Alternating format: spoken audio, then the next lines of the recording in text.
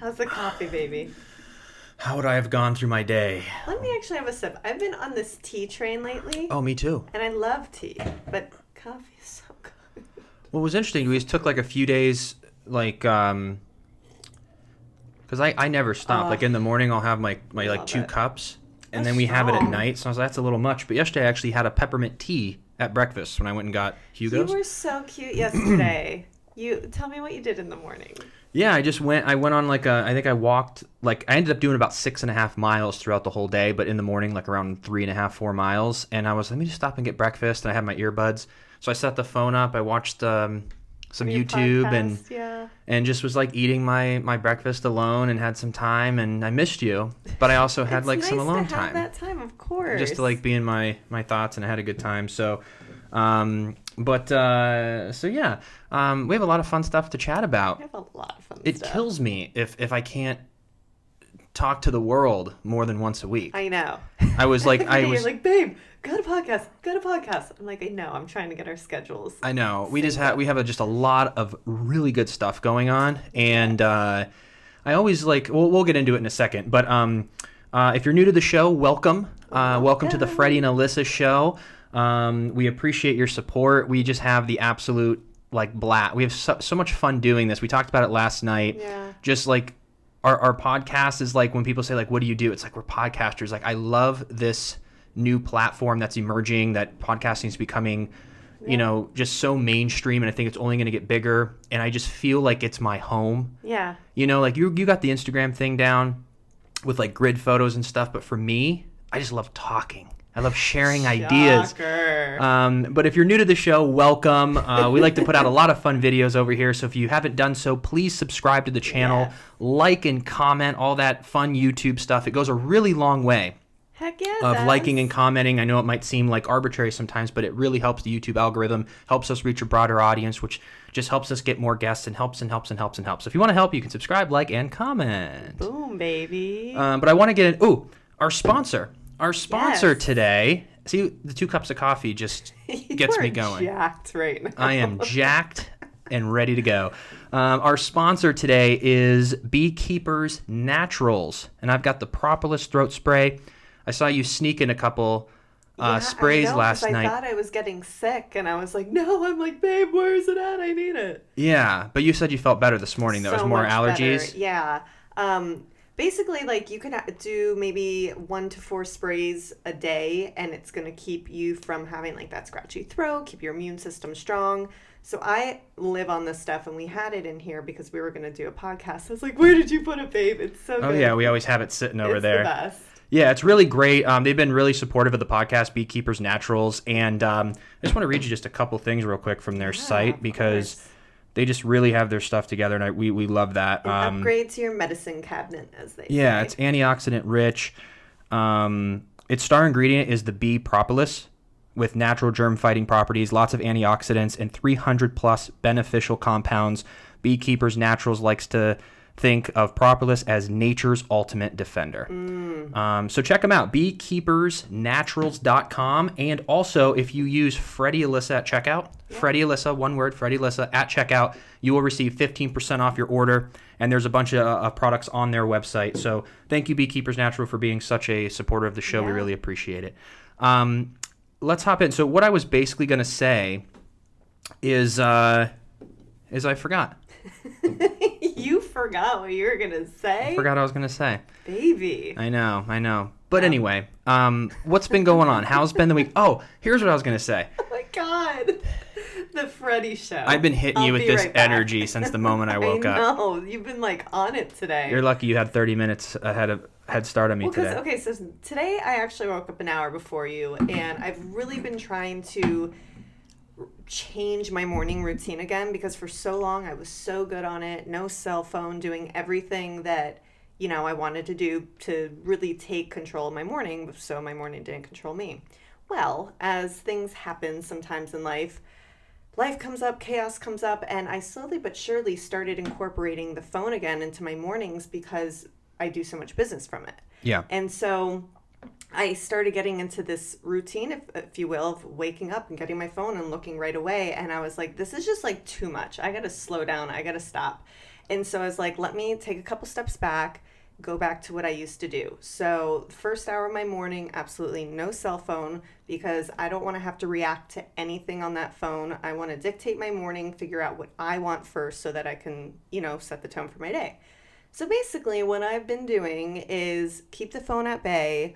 I wake up, stretch. I've been having my tea. I've been loving my tea. I'll read 10 pages of something that's going to get me in the right headspace, maybe meditate a little bit, listen to a song that I love. I mean, literally everything. And of course, my gratitude journal has been really big lately. Just, writing down everything I'm grateful for to make room for new blessings and also things I'm excited about for the day.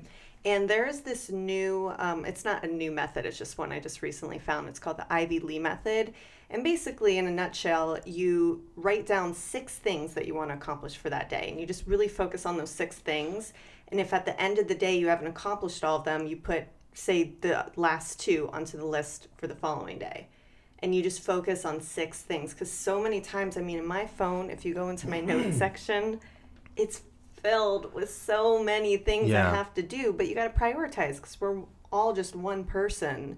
And I've been feeling more so lately just social media, constant, just static and stuff going on out there. It's so noisy, it's so loud. And I was like, I just need to grab my world back and calm down a little bit and relax. And so that's what I've been doing. So I woke up this morning. Oh my God, so much. See, I don't know. This is not my thing. It's not your thing at all. No. You hate that stuff.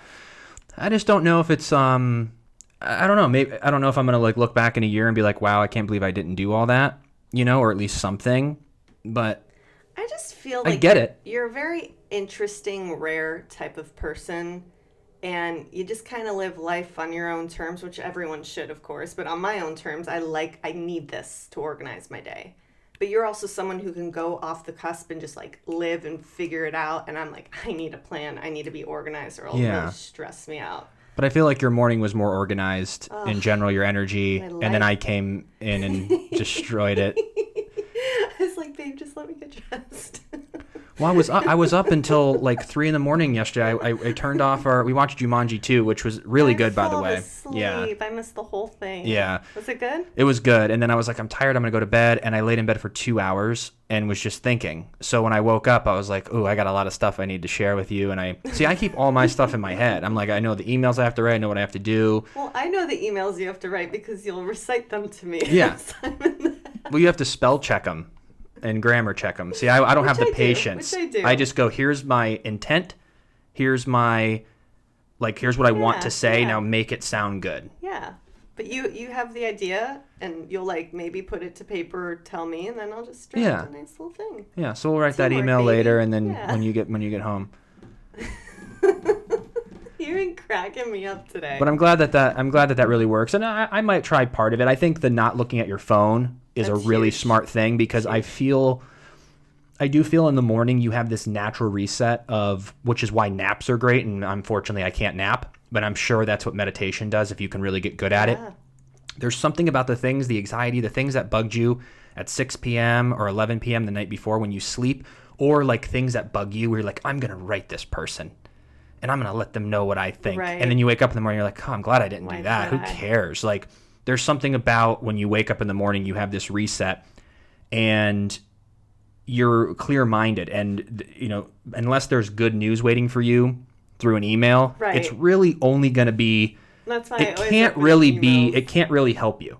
Well, no. Unless there's this react right away. Yeah. Yeah. And it affects your morning. So I get that. The gratitude journal and the notes and everything, I feel like I can just, I internalize all that stuff, I feel, but I get it. But I also want to give. We can't do a podcast without giving a shout out to Billy Flynn. We went to his play on Saturday. Disposable Necessities. Yeah, we didn't put it off till last minute. It was the last show. It was so good. It was so good.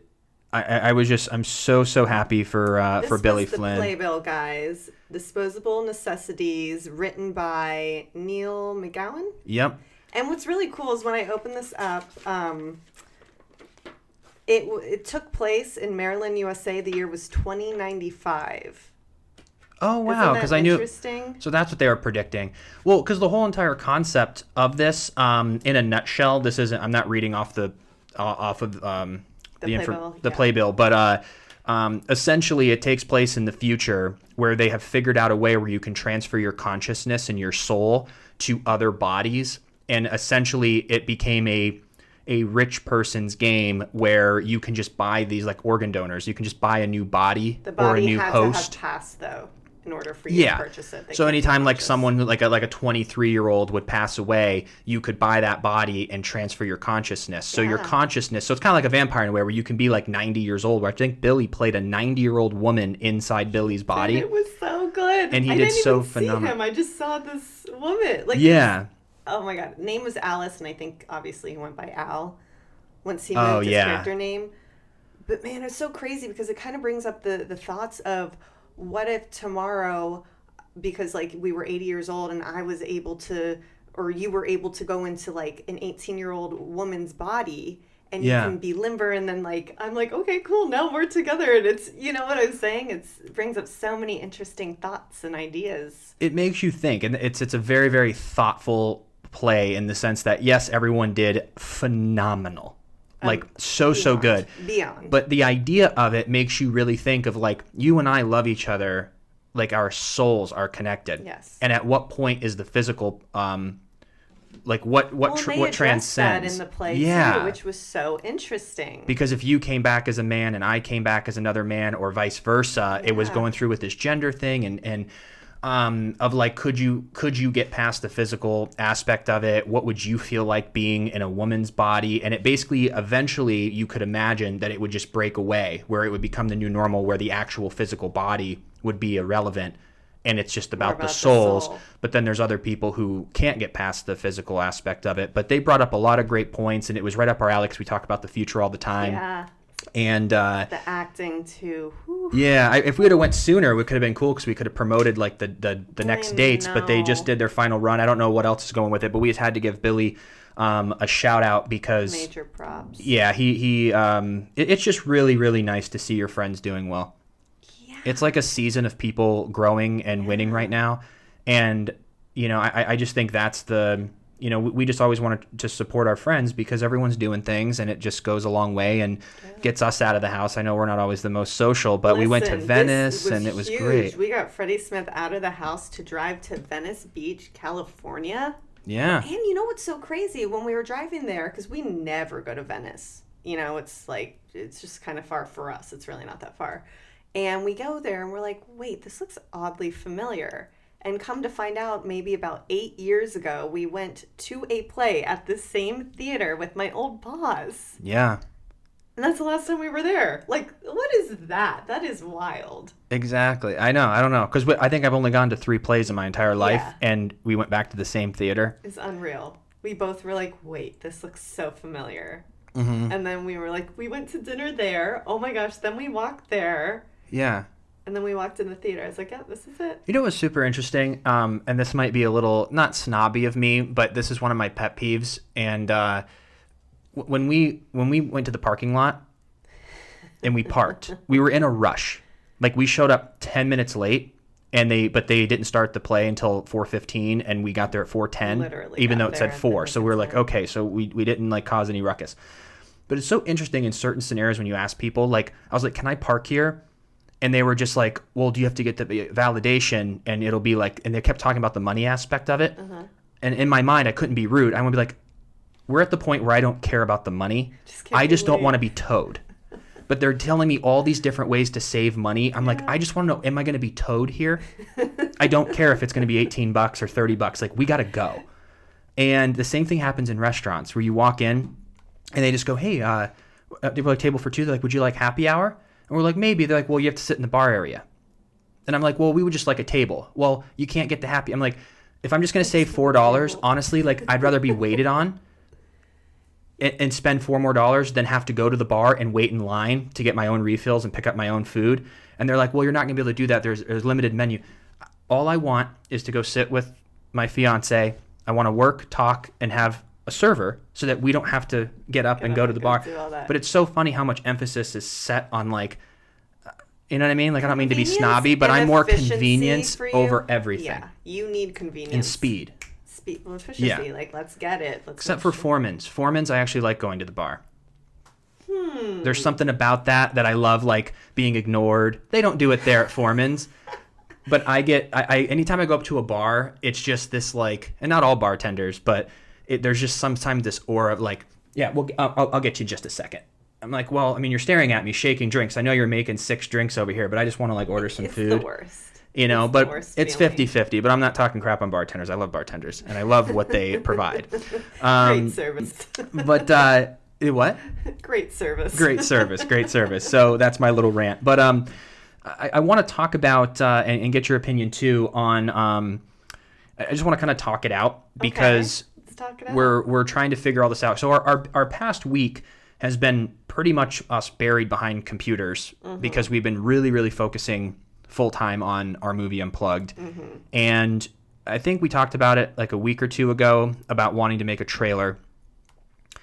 And we were hesitant about wanting to make a trailer like a month ago. Yeah. But then we found a path to success with the trailer that we never really thought of before. And that's what we've been working on. And we also had to then create a trailer because usually when you shoot a film, you have 2 hours of footage to edit together a trailer. We don't have the film shot. So we had to make a script that is a trailer. So we have to shoot the actual trailer, which is actually easy because you can really tell a precise story. And that's what we wanted to figure out is, like, how do we tell a story in 2 minutes and 20 seconds that's funny, emotional, touching, and all this stuff. So we finally figured it out. We have a great trailer. We also have 6 people now attached to shoot the trailer. So we've got another like 6 or 7 to attach, and we're going to work with the crew of getting a crew together.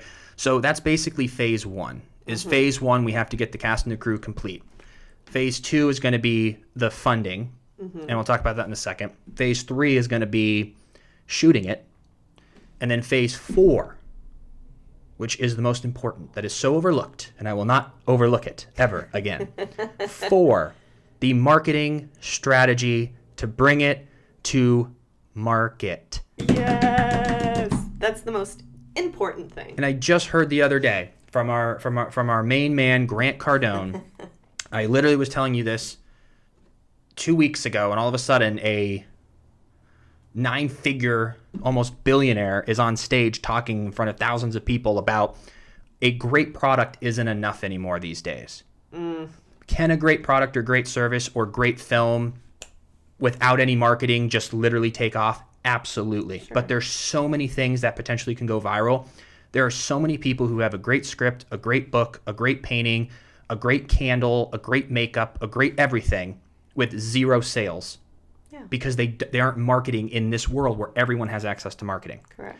So I was sharing with you when we were doing this trailer too, and you know this, but this is what I need to pitch to the entire cast and everyone involved. The trailer has to be epic. Has to be amazing. Has to be a 9.5 or 10 out of 10 for this to be worth it in general. Yeah. But that is the fourth, and you need to get it out to people first. We can have the best trailer, but if it's not marketed correctly, you have nothing. Yeah. So we're going to focus all of this on the marketing, and that's my favorite part of this. So how do we get this in front of people? And essentially, I think I mentioned this before, is when we're sending out this script, it's a stack of 120 pages of words that are on the desks of all these agents and production companies and directors all in Hollywood where everyone's got these scripts. Aside from us being creative and personable and know how to communicate, we need to show some social proof. And how do you show social proof is you attach a 2-minute and 20-second or 3-minute trailer YouTube link when we follow up with these production companies or to new people that here's the great script. Here's the synopsis. Wow, we love this. Oh, by the way, 1.2 million people have seen this. Holy cow, we're ready to make a film. So that's the way we're going to go about it. It's not just, I think it could go viral, but if you strategically do it, you can, that's what they all do. Be excellent. Jumanji 2 didn't just randomly say, hey, Dwayne and Kevin, do you want to just maybe do a story on Instagram? It was planned down to the penny. The billboards were planned, like the social, everything about it was planned to have an opening of $500 million or whatever it is. So that's what we're going to do. So the first section is going to be, I think, pretty easy. Yeah. Casting, getting a crew together, easy peasy. Phase 2 is what we haven't sealed the deal with yet. Raising the money.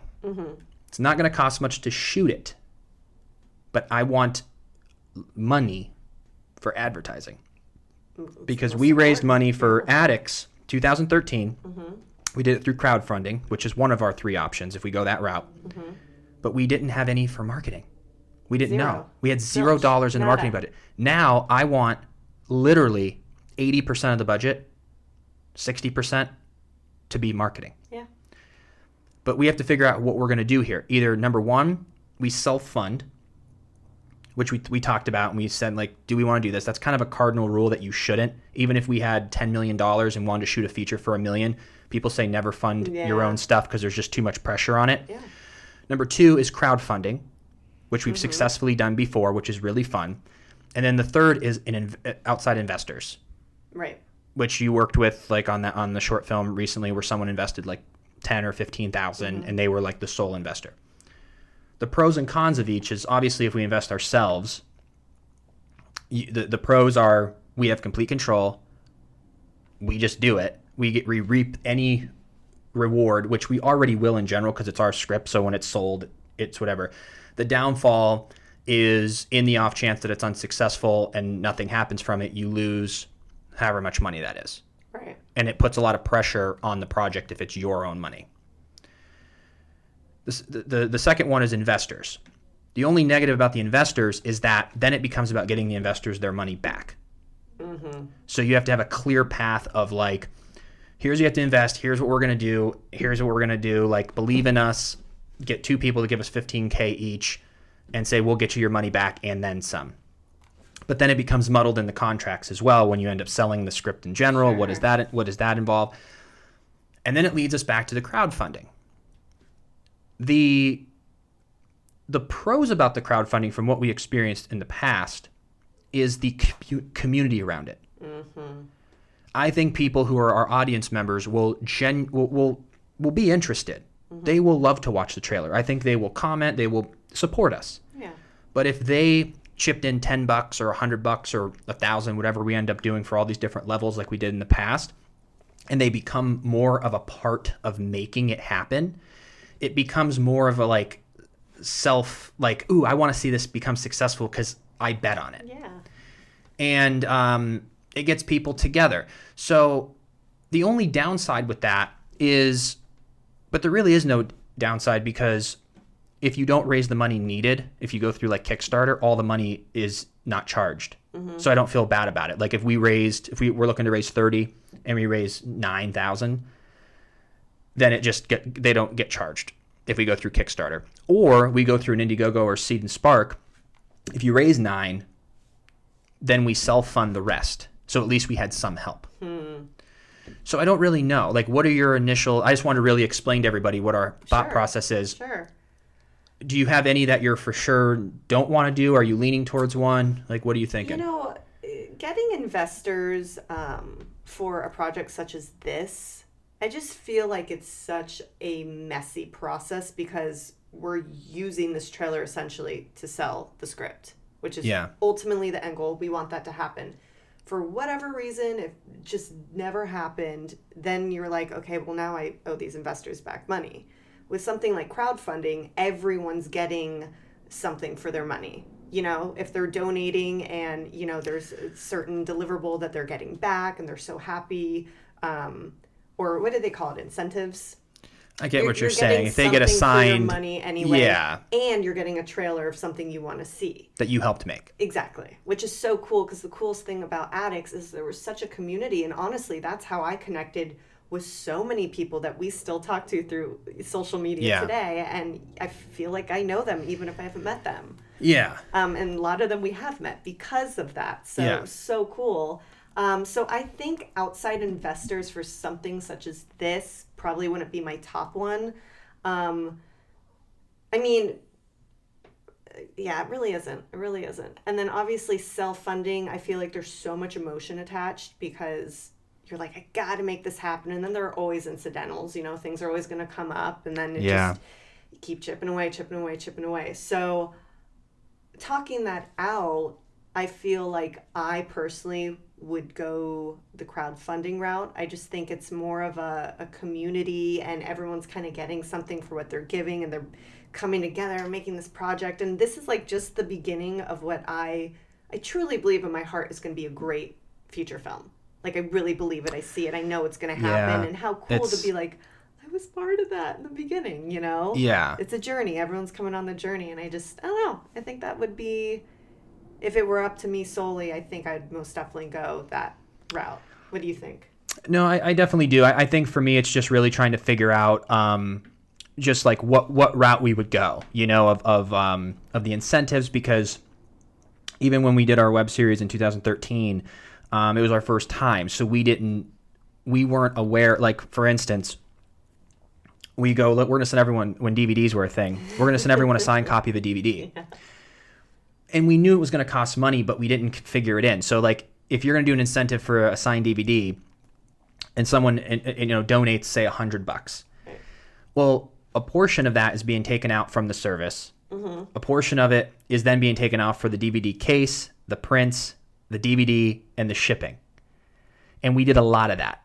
Yeah. We did a lot of things where we raised this money, but then there was like 8,000 of the 52 that we didn't account for that was going to cost to deliver the incentives, let alone, you know, but we have a lot more knowledge now, because even when we did our movie Hiker, we just realized it was funny how the budget and the marketing was the problem on both. Yeah. The Addicts was the marketing, not the budget. We did a phenomenal job. Everything about that was great. We had zero marketing. Hiker, we ran out of money, and the ending suffered. Yes, we tried to do it quick, and we had this great film, and then for some reason we didn't reshoot the ending soon enough, and now it's kind of like too late, but we could always do that in the future on a bigger scale. Yeah. But this is what we've been working out. Well, and also too with Hiker, we ran out of money, so we didn't have enough for marketing either. If the ending was, you know, so. But we didn't know advertising. No, we didn't know about Facebook and Instagram. We didn't know about you can run ads on Twitter. We didn't know you could. I mean, the things you can do, because that's all this is marketing is not a cliche commercial. Mm-hmm. Marketing is just, hey, knowing who's going to like this, and just putting it in front of them on Facebook or Instagram just to let them know, like, hey, here's this trailer. Do you want to check it out? And if you know your audience and you know how to narrow it down to who would like it, you can get a lot of people over there, and then they can be the judge of it. Yep. A lot of these projects, a lot of people have amazing things, products, services, art, but they don't spend time on marketing, which we have spent now the past 3 years and a lot of money learning. And it's all leading up to this trailer.